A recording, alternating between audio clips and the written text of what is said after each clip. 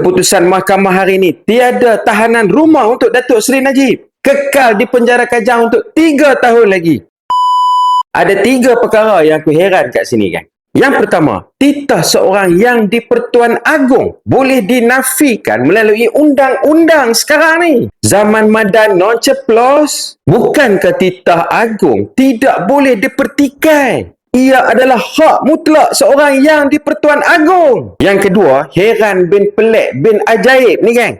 Timbalan Perdana Menteri boleh pula gugurkan kes-kes rasuah dia yang sebelum ni, 47 kes, 40 kes. Samalah dengan Ex Paul Anwar yang dah jadi bilioner lah ni tu. Kes-kes mereka mana ada yang disiasat? Tu, Sat Paul Anwar yang baru-baru ni, 100 pound. Aku nampak macam pendakwaan terpilih saja. Sedangkan Presiden UMNO sebagai timbalan Perdana Menteri dalam kerajaan Madanon, takkan tak boleh perjuangkan nasib Datuk Seri Najib? Kes sendiri cukup laju. Bila kena kat Datuk Seri Najib, buat-buat bodoh tak nampak geng? Alah, kami pun tahu pengaruh Datuk Seri Najib ni lebih hebat dan dahsyat daripada Wak 47 dan Anwar sendiri. Jadi hari ni UMNO lebih memilih DAP berbanding memperjuangkan bosku. Ni apa tengok ni kenyataan daripada MP DAP yang seronok bila Najib dikekalkan hukuman. Kemudian mailah para pendekar UMNO konon-kononnya kan, nak sekolahkan DAP, nak sound DAP.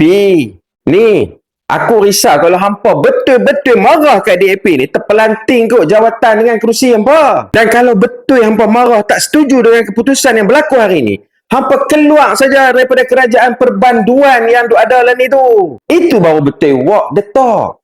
Setakat anjing nyalak bukit, tak jadi apa weh. Dan tolonglah jangan memperbodoh menganwar-anwar kan ahli-ahli akar umbi yang di bawah UMNO ni. Orang-orang UMNO, hampa ingat ni betul-betul ni wayang tinggi production puak-puak ceplos ni.